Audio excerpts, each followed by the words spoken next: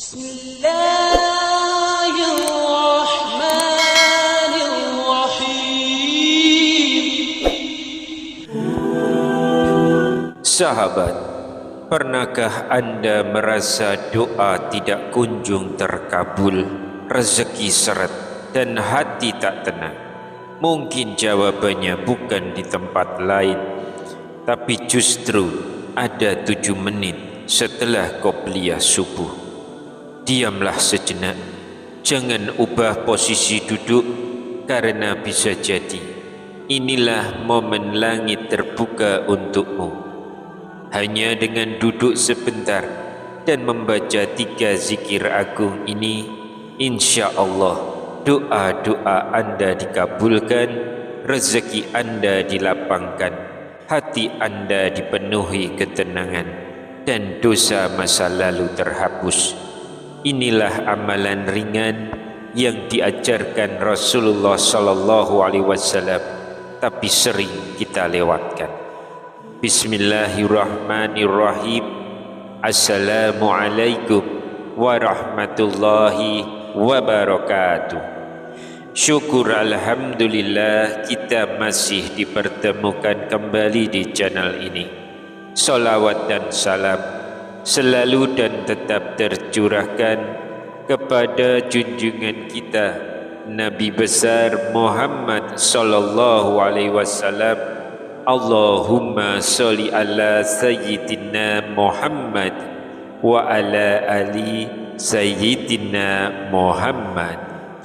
Harapan dan doa saya, semoga Allah senantiasa menjaga sahabat-sahabatku semua, menyehatkan raganya, melapangkan rezekinya, menghapus dosanya, dan memanjangkan usianya dalam ketaatan.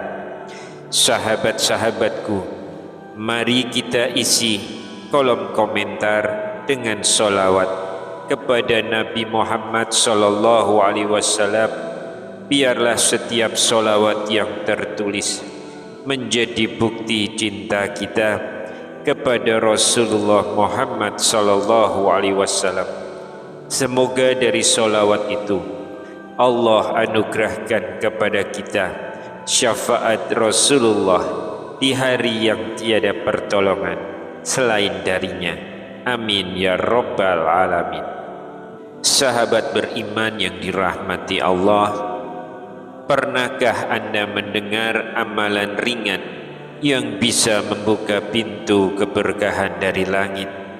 Tahukah Anda, hanya dengan tidak tergesa-gesa meninggalkan tempat sholat setelah qobliyah subuh, Anda bisa mengundang terkabulnya doa dan terbukanya pintu rezeki. Ini bukan sekedar cerita. Amalan seperti ini diajarkan Rasulullah sallallahu alaihi wasallam dan diamalkan oleh para salafus soleh, yakni duduk sejenak setelah sholat, berzikir dan berdoa kepada Allah. Sahabat, salah satu waktu yang paling mustajabah untuk berdoa adalah antara azan dan iqamah, termasuk pada waktu subuh. Sebagaimana sabda Rasulullah, doa antara azan dan iqamah tidak akan ditolak. Hadis riwayat Abu Dawud dan Tirmizi. Maka jangan langsung berdiri, jangan sibuk dengan handphone, dan jangan pindah tempat duduk. Gunakan waktu itu untuk berzikir dan berdoa kepada Allah Subhanahu wa ta'ala, karena bisa jadi di saat itulah doa-doamu sedang menembus langit dan dikabulkan. Rasulullah sallallahu alaihi wasallam juga bersabda, rakaat fajar atau salat sunnah qobliyah subuh lebih baik daripada dunia dan seisinya. Hadis riwayat Muslim. Hadis ini menunjukkan betapa agungnya 2 rakaat sebelum subuh, yang termasuk salat sunnah rawatib paling ditekankan atau muakkadah. Dan bila setelah itu kita berzikir dan berdoa kepada Allah, insya Allah doa kita diijabah, rezeki dilapangkan, dan dosa diampuni. Oleh karena itu sahabat, mari biasakan menetap sejenak setelah qobliyah subuh untuk berzikir dan memohon kepada Allah agar waktu pagi kita benar-benar diliputi keberkahan dan rahmat-Nya. Tapi sebelum kita melangkah lebih jauh, jangan lupa untuk like video ini, subscribe channel ini, serta aktifkan lonceng notifikasinya agar sahabat tidak ketinggalan kajian-kajian kami berikutnya. Jangan ragu pula untuk menuliskan doa dan hajat sahabat di kolom komentar. Insya Allah doa-doa tersebut akan kita aminkan bersama, dan semoga Allah Subhanahu wa Ta'ala segera mengabulkan setiap permohonan baik kita.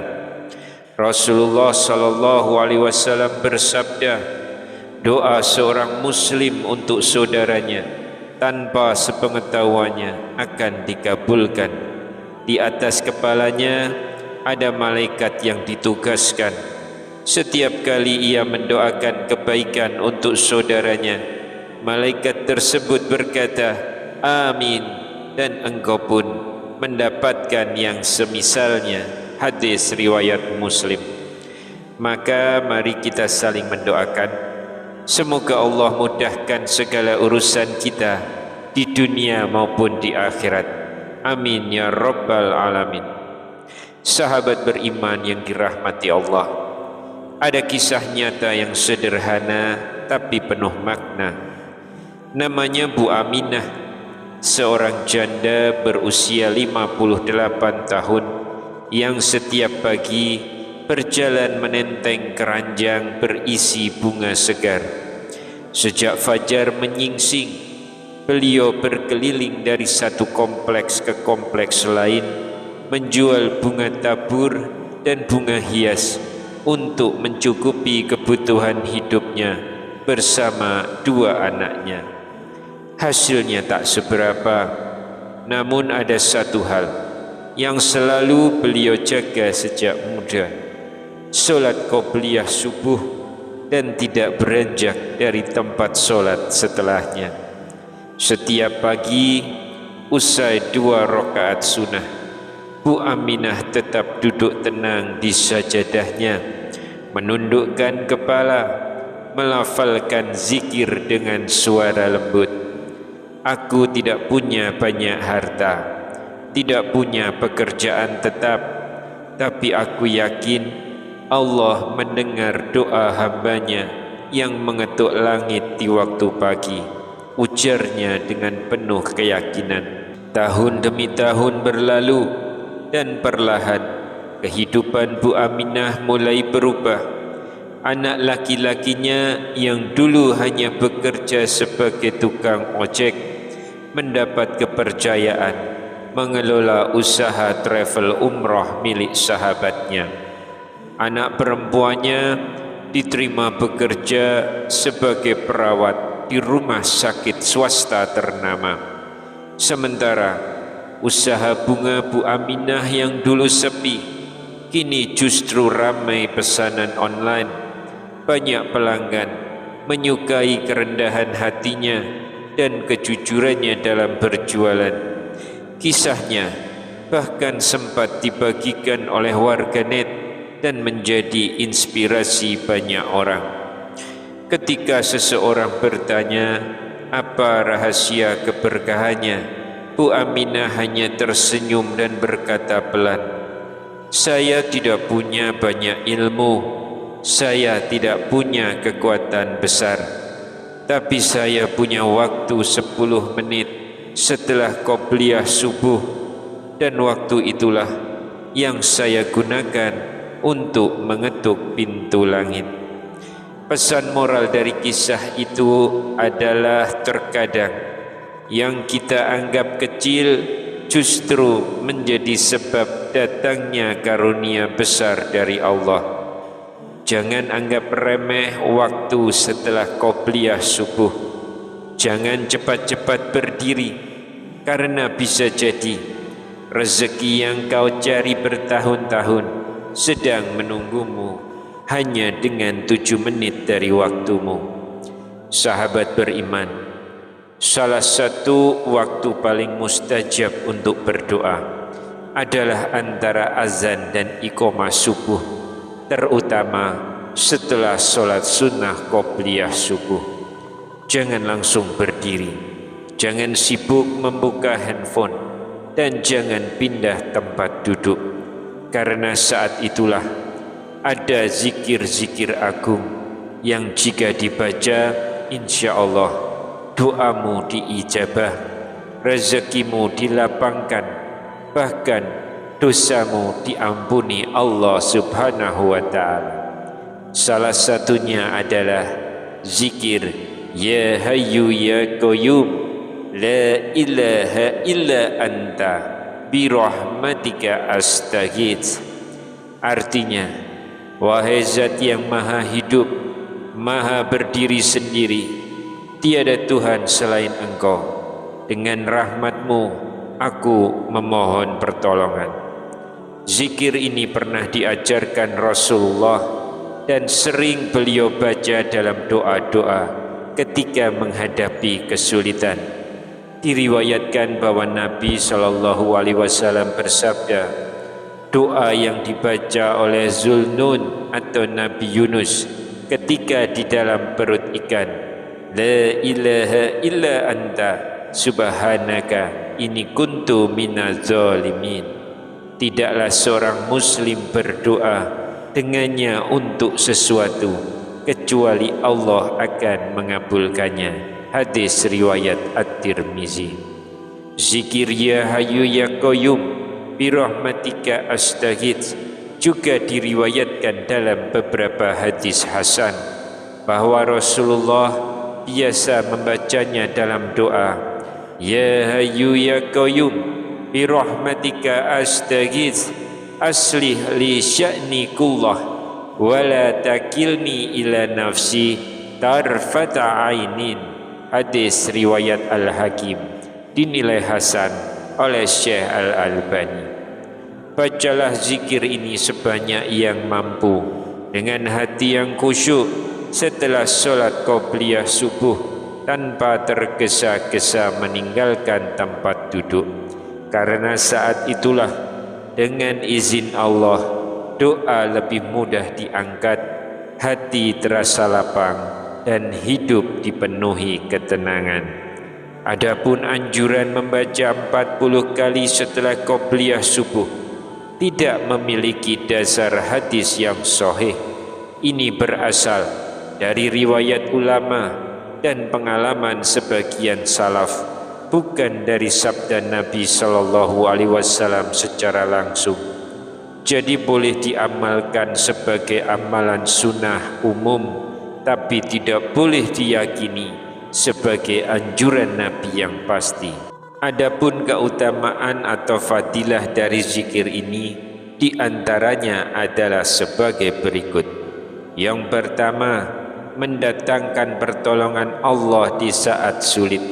Rasulullah sering membaca doa ini ketika dalam kondisi genting atau menghadapi kesulitan, sebagaimana disebutkan dalam hadis riwayat At-Tirmizi.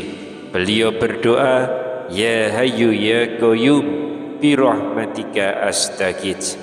Yang kedua, menghidupkan hati dan jiwa. Ibnul Qayyim rahimahullah mengatakan bahwa doa ini memiliki pengaruh yang sangat kuat dalam menyadarkan hati yang lalai serta menyambung ruh spiritual seorang hamba dengan Allah. Beliau menyebut bahwa Ya Hayyu Ya Qayyum termasuk di antara zikir-zikir yang paling mulia karena mengandung makna ketergantungan total kepada Allah yang maha hidup dan maha berdiri sendiri. Yang ketiga, dikabulkannya hajat-hajat dunia dan akhirat. Sebagian ulama seperti Imam As-Subki dan sebagian dari ulama salaf menyebut bahwa zikir ini termasuk dalam zikir yang mengandung Ismul Azam, yaitu nama Allah yang paling agung, yang apabila dibaca dalam doa, maka insya Allah doa tersebut akan dikabulkan. Yang keempat, menjadi pelindung dari mati dalam keadaan su'ul khatimah. Disebutkan ada beberapa ulama salaf bahwa siapa yang menjadikan zikir ini sebagai amalan harian akan dijaga oleh Allah hingga akhir hayatnya. Kemudian zikir yang kedua adalah membaca Subhanallah wa bihamdih, Subhanallahil azim, Astaghfirullah. Bacalah zikir ini sebanyak 100 kali, dan idealnya masih dalam posisi duduk yang sama setelah solat sunnah qobliyah subuh. Zikir ini diajarkan Rasulullah kepada para sahabat yang datang mengadu karena hidup mereka terasa sempit dan penuh kesulitan. Dan apa hasilnya? Hidup mereka berubah, pintu rezeki terbuka, dan kesedihan mereka diangkat oleh Allah Subhanahu wa ta'ala. Zikir ini merupakan gabungan dari dua kalimat agung dan istighfar yang masing-masing memiliki keutamaan yang besar. Yang pertama, Subhanallah wa bihamdih. Barang siapa yang membaca Subhanallah wa bihamdih sebanyak 100 kali dalam sehari, maka dosa-dosanya akan diampuni meskipun sebanyak buih di lautan. Hadis riwayat Bukhari dan Muslim. Yang kedua, Subhanallahil azim. Disebutkan bahwa dua kalimat ini, Subhanallah wa bihamdi, Subhanallahil azim, adalah kalimat yang ringan di lisan, berat di timbangan amal, dan dicintai oleh Ar-Rahman. Hadis riwayat Bukhari dan Muslim. Yang ketiga, Astaghfirullah. Barang siapa yang memperbanyak membaca istighfar, maka Allah akan memberikan jalan keluar dari setiap kesempitan, kelapangan dari setiap kesusahan, dan memberinya rezeki dari arah yang tidak disangka-sangka. Hadis riwayat Ahmad, Abu Dawud, dan Ibnu Majah. Kemudian zikir yang ketiga adalah membaca Sayyidul Istighfar, yang bunyinya sebagai berikut: Allahumma anta Rabbi, la ilaha illa anta, khalaqtani wa ana abduka, wa ana ala ahdika wa wa'dika mastata'tu, a'udhu bika min syari ma sana'tu, abu'u laka bi ni'matika alayya, wa abu'u bi zanbi faghfirli fa innahu la yaghfiru dzunuba illa anta. Yang artinya, wahai Tuhanku, Engkau adalah Rabbku, tiada Tuhan yang berhak disembah selain Engkau. Engkau yang menciptakanku dan aku adalah hamba-Mu. Aku berada dalam perjanjian dan janji-Mu semampuku. Aku berlindung kepadamu dari keburukan yang aku perbuat. Aku mengakui nikmat-Mu kepadaku dan aku mengakui dosaku. Maka ampunilah aku, karena sesungguhnya tidak ada yang mengampuni dosa kecuali Engkau. Hadis riwayat Bukhari. Adapun cara mengamalkan zikir mustajabah ini agar apa yang kita hajatkan dikabulkan, yaitu dibaca di pagi hari setelah solat qobliyah subuh atau sebelum jam 6 pagi sebanyak 1 sampai 3 kali dengan hati yang hadir dan penuh harapan akan ampunan Allah. Dibaca pula di sore hari antara asar hingga menjelang maghrib sebanyak 1 sampai 3 kali. Agar tidak lupa, boleh menempelkan teksnya di tempat tidur, kaca, atau wallpaper handphone. Yang paling penting adalah istiqomah, terus diamalkan dengan niat yang ikhlas. Keutamaan Sayyidul Istighfar ini adalah yang pertama, zikir ini mendatangkan ampunan penuh dari Allah Subhanahu wa Ta'ala. Ini merupakan bentuk pengakuan total seorang hamba atas dosa dan permohonan ampun yang tulus.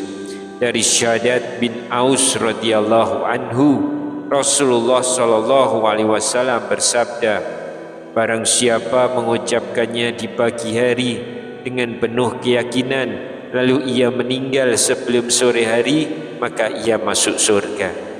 Barang siapa mengucapkannya di sore hari dengan penuh keyakinan, lalu ia meninggal sebelum pagi hari, maka ia masuk surga. Hadis riwayat Bukhari.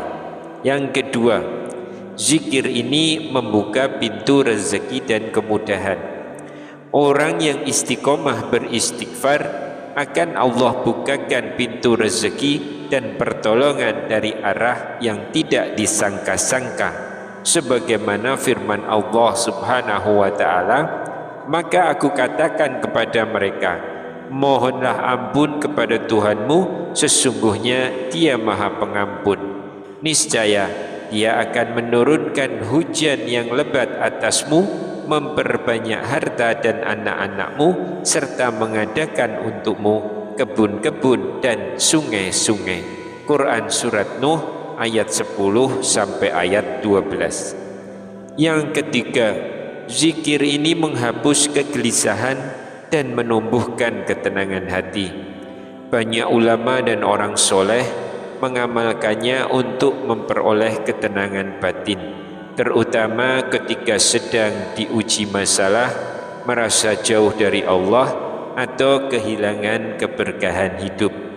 Jika waktu cukup, boleh menambahkan membaca surat Al-Ikhlas 11 kali serta Al-Falaq dan An-Nas masing-masing 1 kali. Namun bila waktunya sempit, cukup fokus pada 3 zikir utama tadi, bahkan 5-7 menit saja sudah cukup insya Allah. Sahabat beriman yang dirahmati Allah, seringkali kita mengeluh tentang rezeki yang sempit, doa yang belum dikabulkan, atau hati yang terasa gelisah. Namun kita lupa bahwa rahmat Allah justru hadir pada waktu-waktu yang paling sederhana, seperti beberapa menit setelah qobliyah subuh. Terutama bagi kita yang sudah berusia 40 tahun, 50 tahun, bahkan 60 tahun ke atas. Waktu subuh adalah gerbang emas yang dibuka sebentar oleh Allah. Siapa yang pandai memanfaatkannya akan mendapatkan keberkahan sepanjang hari. Jangan anggap remeh 3 zikir agung ini. Amalkan setiap hari setelah qobliyah subuh. Jangan langsung berdiri, karena bisa jadi itulah momen Allah mengabulkan doamu. Amalan ini tidak butuh modal, tidak menguras tenaga, hanya perlu kesungguhan hati dan kemauan untuk duduk sebentar lalu berzikir dengan yakin. Coba amalkan 3 zikir ini besok pagi. Ucapkan dengan khusyuk dari hati yang berharap pertolongan Allah. Siapa tahu di detik itulah langit terbuka, doamu diangkat, rezekimu dilimpahkan, dan dosamu diampuni. Dan jika belum terkabul hari ini, jangan berhenti, karena istiqomah dalam berzikir adalah tanda bahwa kita tidak hanya meminta, tetapi juga percaya penuh pada kasih sayang Allah. Semoga kita semua termasuk orang-orang yang mampu menjaga waktu emas ini, dan semoga Allah membalas keikhlasan kita dengan rezeki yang cukup, hati yang tenang, serta akhir kehidupan yang husnul khatimah. Amin ya rabbal alamin. Wallahu a'lam bissawab.